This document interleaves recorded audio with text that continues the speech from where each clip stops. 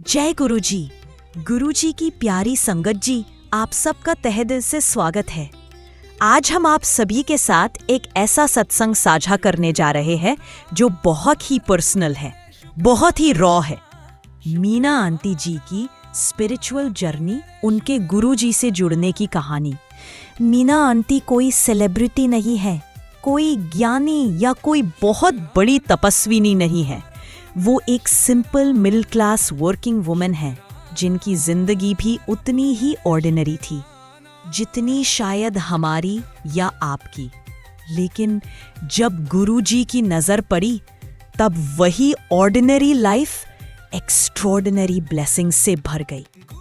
कई बार हम सोचते हैं कि हम ही गुरुजी के पास गए, हमने सत्संग अटेंड किया, हमने कनेक्शन बनाया, पर असल में तो ये सब उनकी मर्जी से ही होता है। जैसा कि गुरुजी हमेशा बोलते थे, तू नहीं आया, मैंने बुलाया। और मीना आंटी का बुलावा भी कुछ यूं ही आया। वो दिन भी एकदम आम था।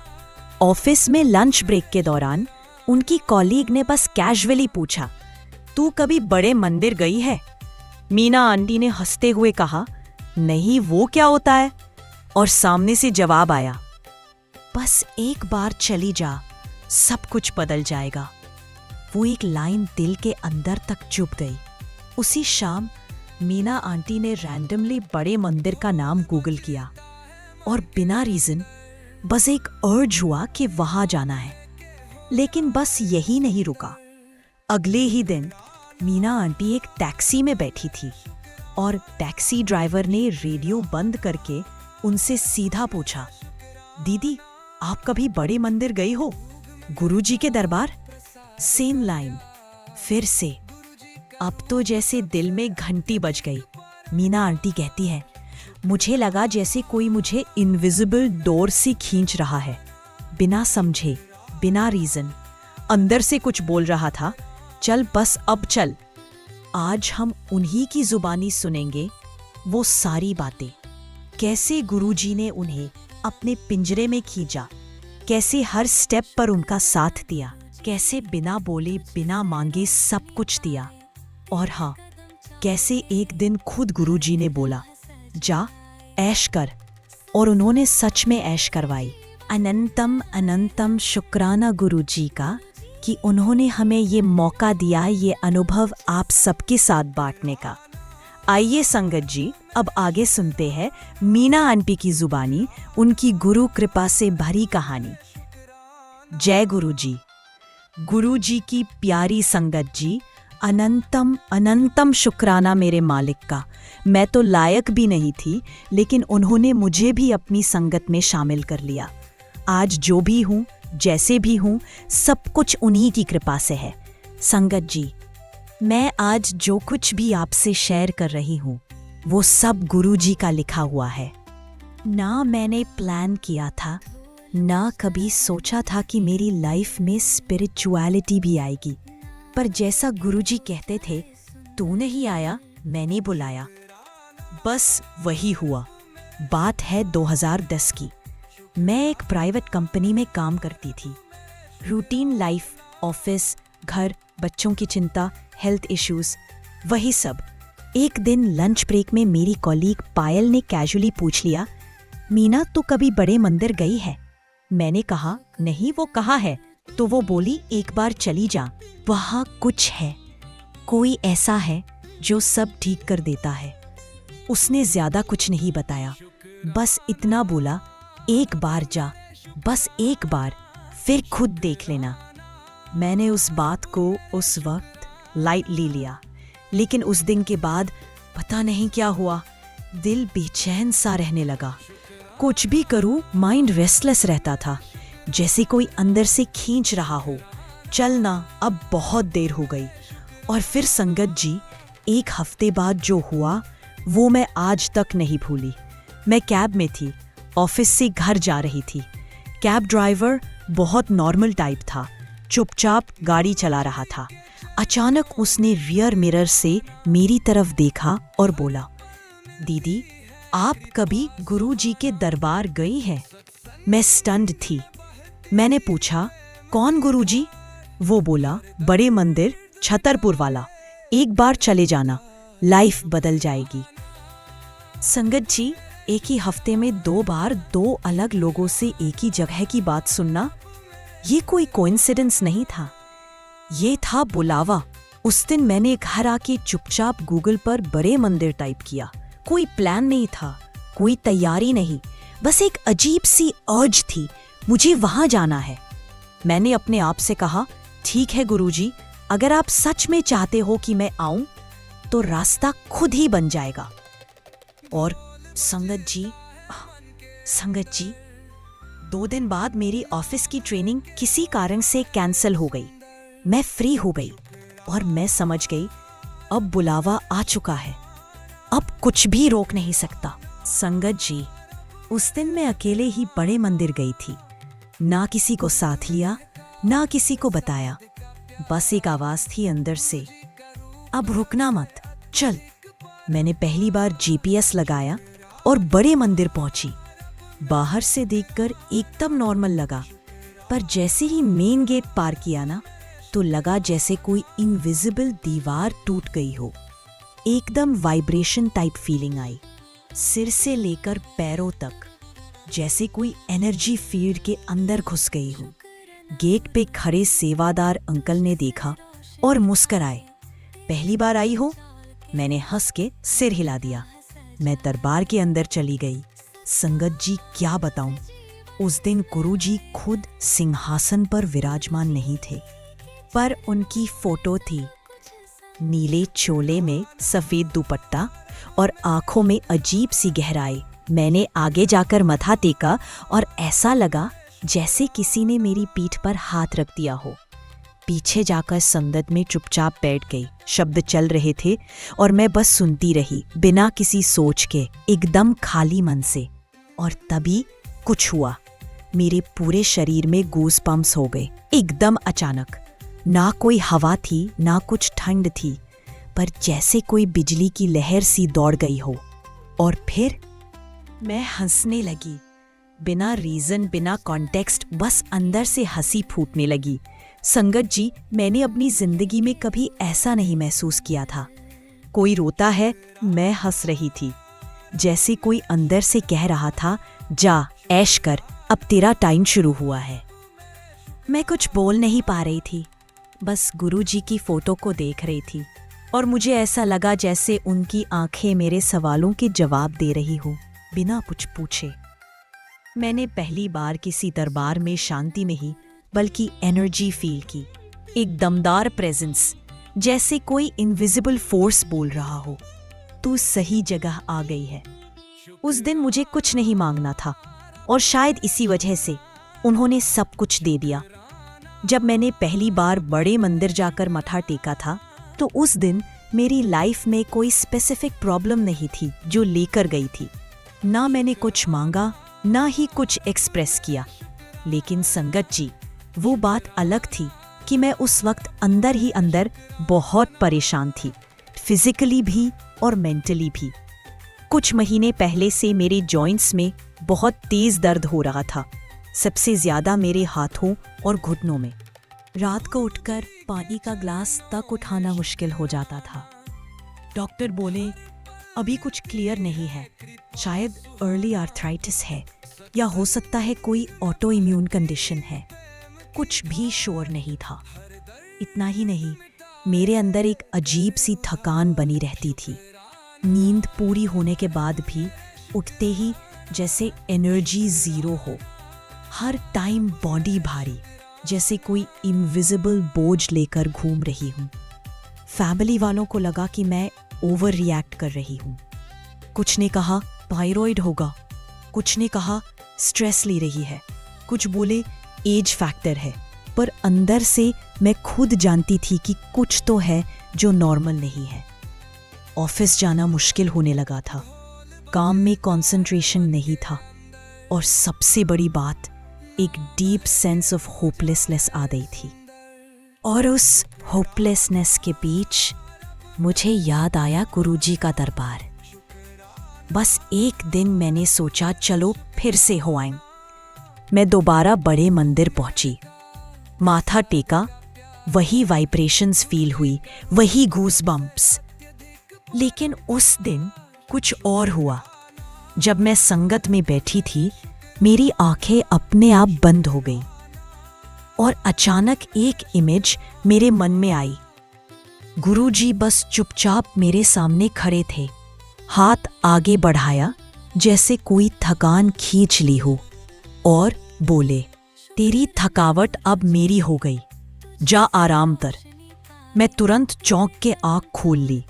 आसपास सब कुछ वैसा ही था, लेकिन मेरे अंदर कुछ बहुत हल्का लग रहा था, जैसे कोई बर्फ का गोला था जो धीरे धीरे पिघल गया। उस दिन के बाद से संगत जी, मेरे जॉइंट्स का दर्द धीरे धीरे कम होने लगा। फटीग अब भी थी, पर माइंड एकदम शांत हो गया। मैंने किसी को नहीं बताया, ना डॉक्टर को, ना घर पर किसी को। बस अंदर ही अंदर मैं समझ गई, ये कोई मेडिकल ट्रीटमेंट नहीं था, ये गुरुजी की एनर्जी थी। उनकी हीलिंग साइलेंट होती है, बिना इंजेक्शन, बिना दवा, बिना ड्रामा। बस एक झलक, एक थॉट और दर्द डिसॉल्व होना शुरू। संगत जी, गुरुजी कभी सिम्टम्स ठीक नहीं करते, वो सोर्स ठीक करते हैं। मेरे अंदर जो डर था, स्ट्रेस था, जिस वजह से शरीर कमजोर हुआ था, उन्होंने वही जड़ पर वार किया। उस दिन से मुझे समझ आने लगा कि गुरुजी डॉक्टर नहीं, सर्जन नहीं, वो खुद मालिक है। और मालिक सिर्फ ट्रीट नहीं करते, वो ट्रांसफॉर्म करते हैं। संगत जी, पहली हीलिंग के कुछ ही हफ्तों बाद मेरे साथ एक और चमत्कारी अनुभव हुआ। मेरे सपनों में गुरुजी आना शुरू हो गए। पहला सपना मुझे याद है जैसे अभी कल की बात हो। मैं एक पहाड़ी जगह पर थी, चारों तरफ सफेद धुंध, और सामने एक तेज लाइट में मुझे माता वैष्णो देवी का रूप दिखाई दिया। और जैसे ही मैंने उनके चरणों में झुकने की कोशिश की, पीछे से आवाज आई, इस रूप के पीछे जो है वो तू नहीं पहचान पाएगी अभी, बस शुक्राना कर। मैं उठ गई, थोड़ी डरी हुई थी, लेकिन दिल के अंदर बहुत शांत। अगले हफ्ते फिर एक सपना आया। इस बार मैंने एक भव्य मंदिर देखा जहां भगवान लक्ष्मी नारायण की मूर्ति चमक रही थी, और वहीं एक कोने में गुरुजी खड़े थे, एकदम नॉर्मल कपड़ों में, जैसे किसी विजिटर की तरह। मैंने देखा कि बाकी लोग मूर्ति को देख रहे हैं, पर गुरुजी सीधा मुझे देख रहे थे, और वो बोले, जिसको ये लोग मूर्ति मानते हैं, मैं तुझे सच दिखा रहा हूँ, पर तू डर मत, धीरे धीरे सब समझ में आएगा।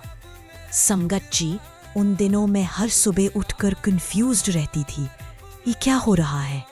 क्या ये मेरे मन का वहम है? क्या मैं ओवरथिंक कर रही हूँ? लेकिन तीसरा सपना वो सबसे अलग था। मैंने देखा कि मैं एक गुफा के अंदर हूँ, और वहाँ एक गोल्डन शिवलिंग रखा है। वो इतना तेज चमक रहा था कि मैं आंखें खोल नहीं पा रही थी। और फिर उस शिवलिंग से जैसे लाइट निकली और सीधा गुरुजी का चेहरा दिखने लगा। गुरुजी ने कुछ नहीं कहा, बस मुस्कुराए। मैं लिटरली चौंक कर उठी, घड़ी देखी, सुबह के 4 बज रहे थे। मैं पूरी रात सो नहीं पाई। मुझे नहीं पता था कि ये विजन्स क्यों आ रहे हैं। मैं तो बस एक नॉर्मल इंसान थी, ना मैं किसी इंटेंस पूजा पाठ में थी, ना किसी व्रत, ना किसी साधना में। और शायद यही बात गुरुजी समझा रहे थे कि कनेक्शन दिल से होता है, क्वालिफिकेशन से नहीं। संगत जी, उस समय मैं ये सब किसी से शेयर नहीं कर पाई।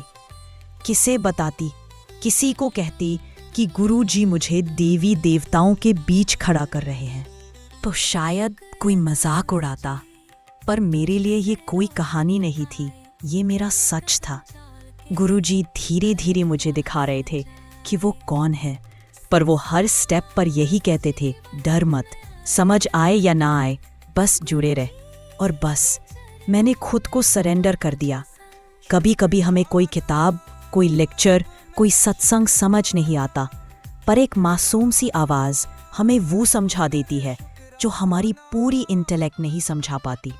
ऐसा ही कुछ मेरे साथ हुआ।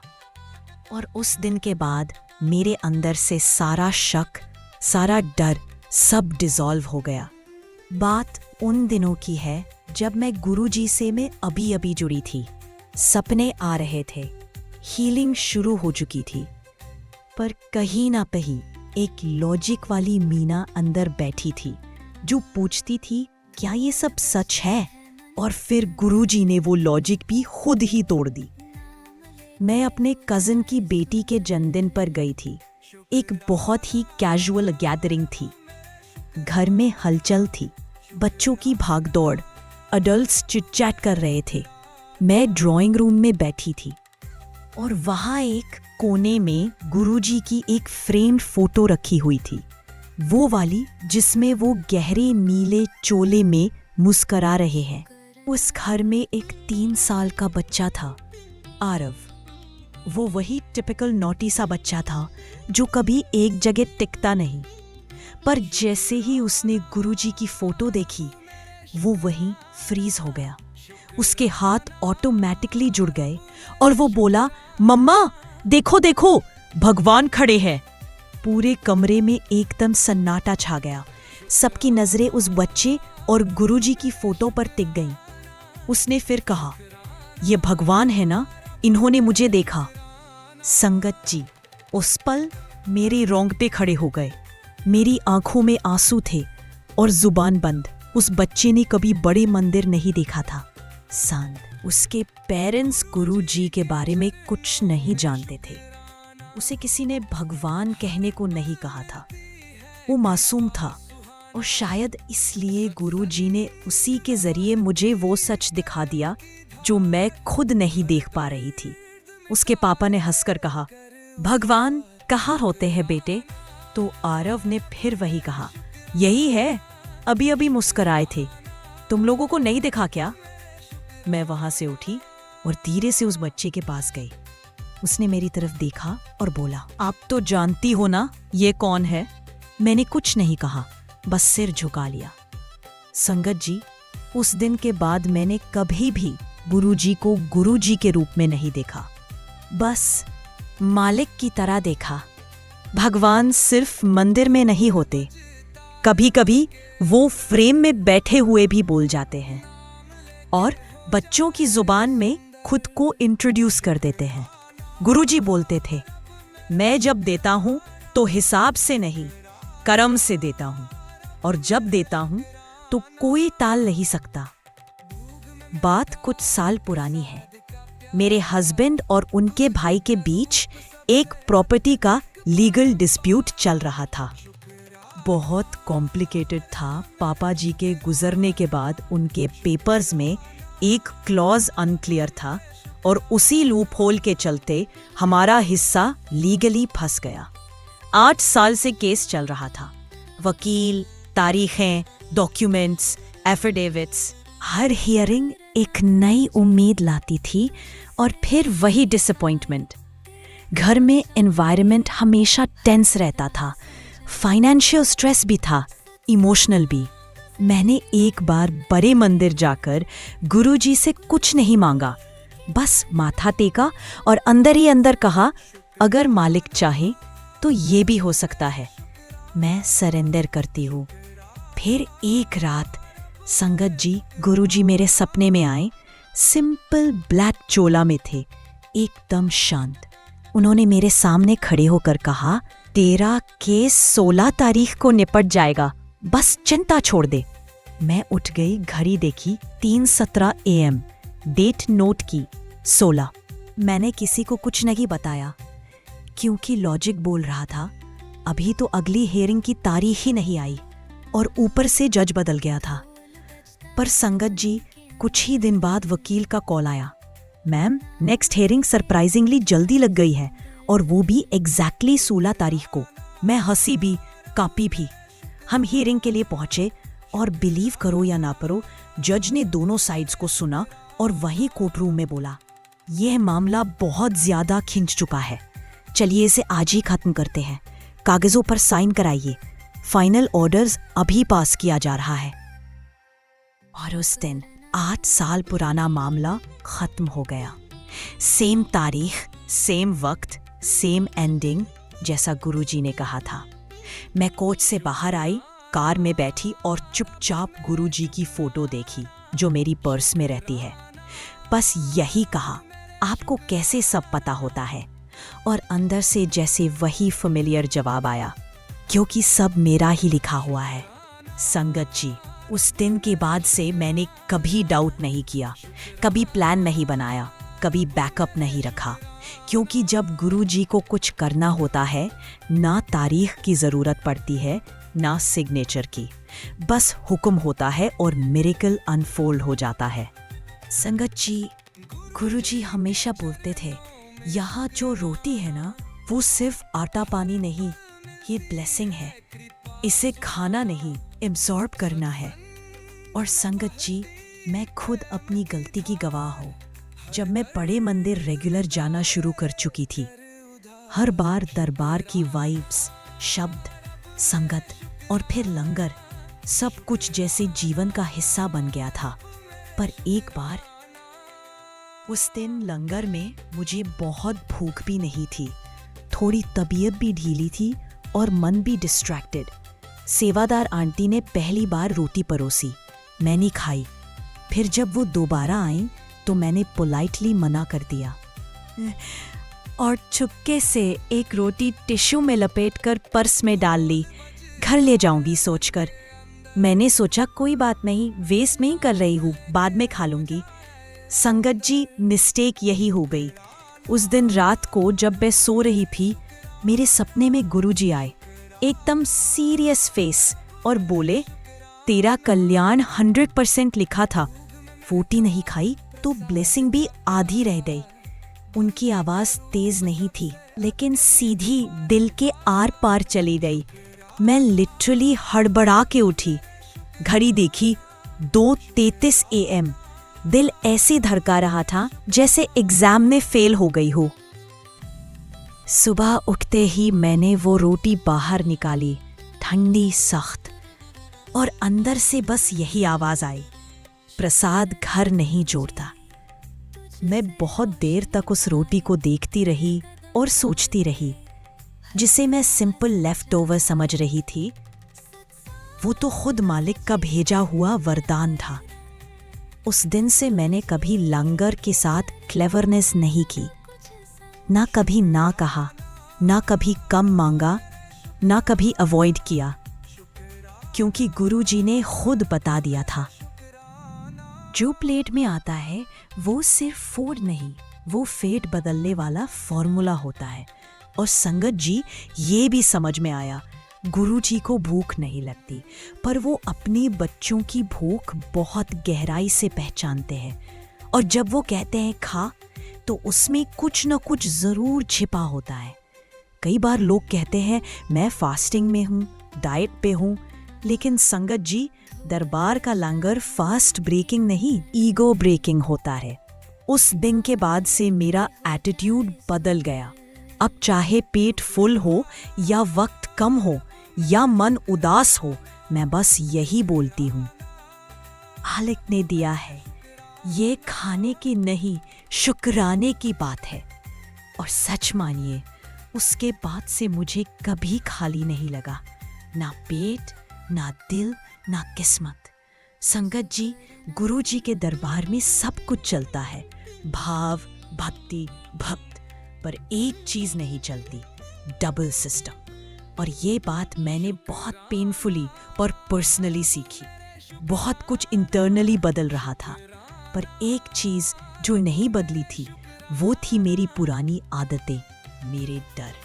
मेरे एक रिश्तेदार ने मुझे एक दिन कहा, तू एक पन्ना बनवा ले, तेरे स्टार्स वीक चल रहे हैं, तेरी कुंडली में मंगल भारी है, एक मूंगा पहन ले और कुछ नहीं तो नीला सैफायर ही पहन ले।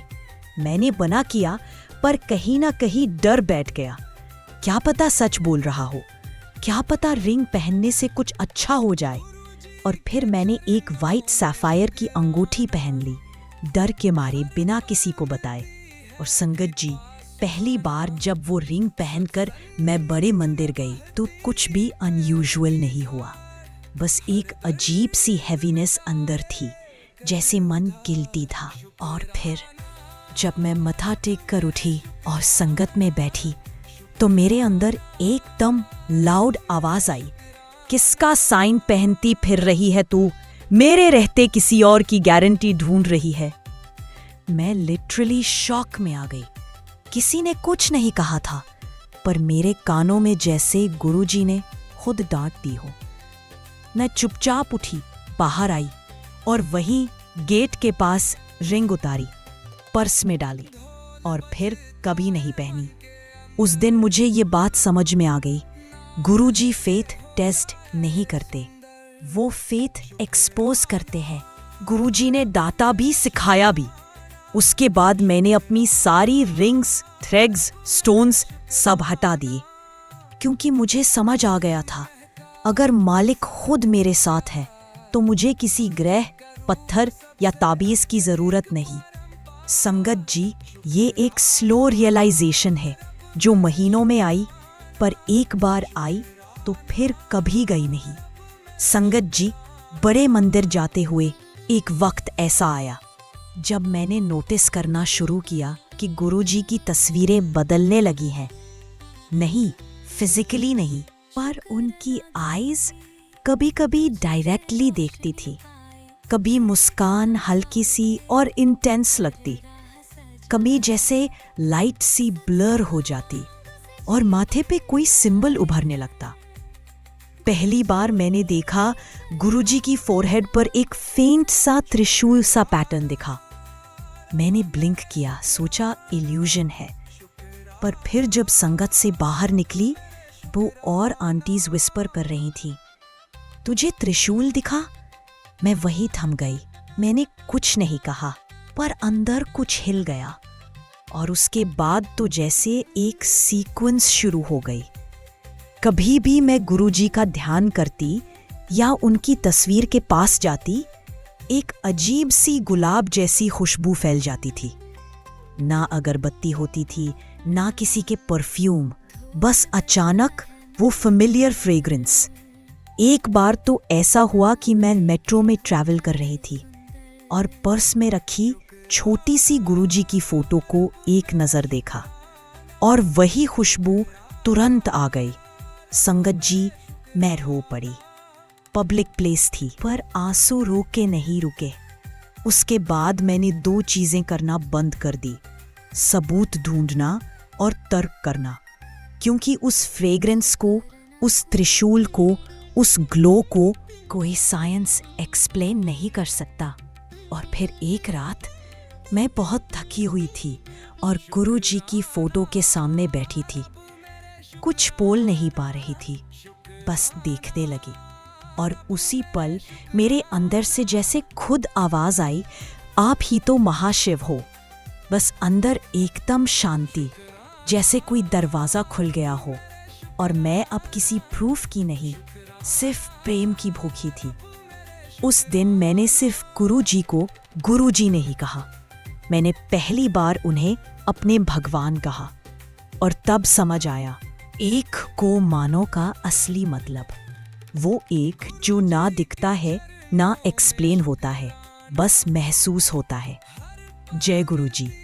गुरुजी की प्यारी संगत जी, अब जब मैं पीछे मुड़कर देखती हूँ तो एक ही इमोशन डोमिनेंट होता है, शुक्राना। ना मैं परफेक्ट भक्त थी, ना मैंने कभी इंटेंस तपस्या की, ना मैं रेगुलर सत्संग्स देती थी, ना मुझे कोई बड़ी अंडरस्टैंडिंग थी, पर एक चीज थी, बुलावा आया था और दिल से सरेंडर किया। गुरुजी कहते थे, मैंने सत्संग को एक पिंजरा बनाया है, इसमें जो कैद हो गया उसका जीवन बदल जाएगा। और सच मानिए संगत जी, मैं उसी पिंजरे में हूँ और कभी उड़ने का मन नहीं करता। कभी लगता था कि फेथ में लॉजिक चाहिए, साइंस चाहिए, पर अब समझ आया, फेथ वो है जो प्रूफ के बिना भी जिंदा रहता है। गुरुजी ने मुझे एक एक करके सब सिखाया, रोटी से लेकर रिश्तों तक, शब्द से लेकर शक्ति तक, सपनों से लेकर सच तक। उन्होंने हीलिंग दी, पर उससे पहले फीलिंग दी कि मैं अकेली नहीं हूँ। उन्होंने मिरेकल किया, पर उससे पहले मोटिव साफ किया कि मेरे अंदर क्या चेंज होना चाहिए। और सबसे बड़ी बात, उन्होंने मुझे किसी कर्म, किसी ज्योतिष, किसी पूजा से नहीं जोड़ा, सिर्फ नाम, सेवा और शुक्राना से जोड़ा। अब कोई भी प्रॉब्लम आए, मैं बस एक चीज करती हूँ, गुरुजी की फोटो को देखती हूँ और कहती हूँ, मैं समझूं या ना समझूं, आप साथ हो, बस इतना ही काफी है। अब मुझे मन्नतों की लिस्ट नहीं रखनी, अब मुझे कंपेयर नहीं करना कि किसका विश कब पूरी हुई। अब मुझे सिर्फ एक ही चीज करनी है, हर रोज शुक्राना और हर हाल में स्वीकार, क्योंकि गुरुजी ने मुझे सिर्फ ठीक नहीं किया। और यही सत्संग का मकसद होता है, जीवन में ट्रांसफॉर्मेशन लाना, उन्हीं के आसमान में उड़ना है, उन्हीं के नियमों में जीना है और उन्हीं की रहमत से हर दिन को सेलिब्रेट करना है। जय गुरुजी। अनंतम अनंतम शुक्राना कि आपने मुझे चुना। तेरा हर रोज शुक्राना मालिक। संगत ते रहमत बनी रहे। जय जय गुरुजी। ब्लेसिंग्स ऑलवेज गुरुजी।